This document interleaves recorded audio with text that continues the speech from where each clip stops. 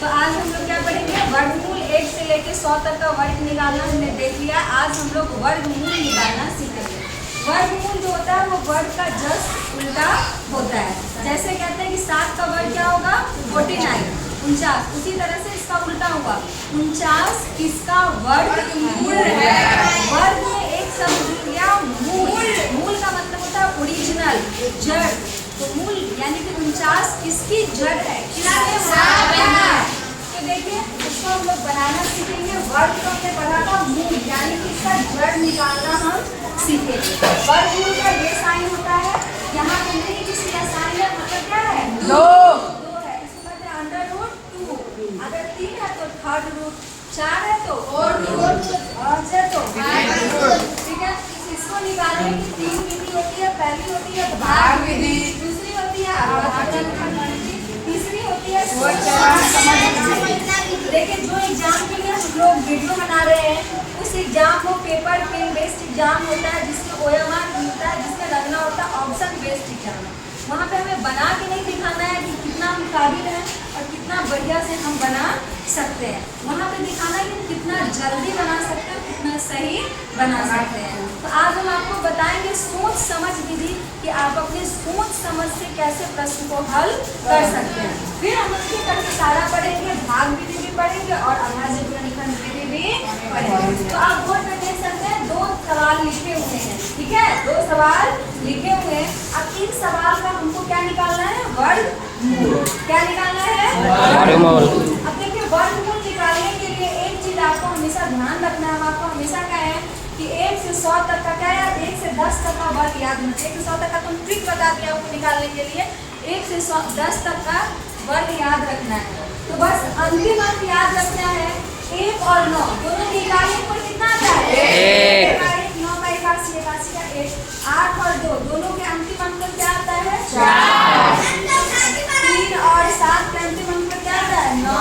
4 और 6 के अंतिम अंक पर क्या आता है, 6। 5 के अंतिम अंक पे 5। तो यहाँ पे हम लास्ट अंक देखेंगे। लास्ट अंक कितना है, 6। देखकर हमारे दिमाग में क्लिक होना चाहिए, या तो इसके अंत में 4 आएगा या तो इसके अंत में क्या आएगा, 6। तो हम ऑप्शन चेक करेंगे। इसके अंत में कितना है, 6। इसके अंत में कितना है, 4। इसके अंत में कितना है, 4। और इसके अंत में कितना है, 6। हम तो पकड़ाए हुए हैं ना, पकड़ाए नहीं पकड़ाए। 4 4 16 होता है, 6 इकाई अंक दोनों का मैच हो रहा है। अभी गेम चेंजर ट्रिक बताएंगे, जैसे तुम सीधा कहाँ चले जाओगे आंसर पर, कि 36 होगा कि 44 होगा कि 35 होगा कि। तो पहला अंक से हम इसका इकाई अंक निकालेंगे। अब इन 2 अंक को अंडर रूट यानी कि 2 का जोड़ा बनाना है। अब हम किसको पकड़ेंगे, 2। यहाँ पे लिखा हुआ है 12। क्या लिखा हुआ है, 12। तो 12 किसी का वर्ग है नहीं, लेकिन इसके आसपास की संख्याओं को चेक करेंगे। 3 का स्क्वायर 3 का स्क्वायर 9। तो 12 9 से बड़ा है, बड़ा है ना। 4 का स्क्वायर 16। 4 का स्क्वायर 16, यानी कि 3 से बड़ा और 4 से छोटा। 3 से बड़ा और 4 से छोटा। 3 से बड़ा 4 से छोटा। 3 से बड़ा 4 से छोटा है नहीं, 3 से बड़ा 4 से छोटा। 3 से बड़ा 4 से छोटा। 3 से बड़ा और 4 से आया समझ में कि नहीं आया। अब बताओ, बिना बताए बता दिए कि इसका आंसर कितना है, 36। आया समझ में कि नहीं आया। अब दूसरा प्रश्न पे आते हैं, ठीक है। दूसरा है 2209। तो सबसे पहला काम क्या होता है, इकाई अंक को देखो। इकाई अंक पे कौन बैठा हुआ है, 9। इकाई अंक पर कौन बैठा हुआ है, 9। किसका इकाई अंक हो सकता है, 7 का और 3 का, ठीक है। तो चलिए हम इसमें इकाई अंक चेक करते हैं। इसमें भी 7, चलिए इसमें भी 3, इसमें भी 7 और इसमें भी 7, यानी कि पकड़ाए हुए है ना। तो अब सोच समझ वाली बुद्धि गेम चेंजर पे आते हैं।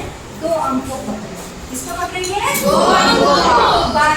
22 किसी का वर्गमूल है नहीं, इसके आसपास की संख्याओं के बारे में देखेंगे। तो 4 चौका 16, 3 तिहाई 9 तो काफी छोटा होता है, 3 भी 4 तो काफी छोटा हो जाए। 4 चौका 16, तो 16 को पकड़े 25, यानी कि 4 से बड़ा और 5 से छोटा। 4 से बड़ा 5 से छोटा है नहीं, खुद 5 बैठा है। 4 से बड़ा 5 से छोटा है नहीं है। 4 से बड़ा 5 से से छोटा है, 4 से बड़ा और 5 से छोटा। 47 क्या हो गया इसका? तो यह विधि है सोच समझ की विधि। आप इस विधि से क्या कर सकते हैं? इसका उत्तर प्राप्त कर सकते हैं। अब कल हम लोग पढ़ेंगे भाग विधि और इसके कल अभाज्य खंड विधि।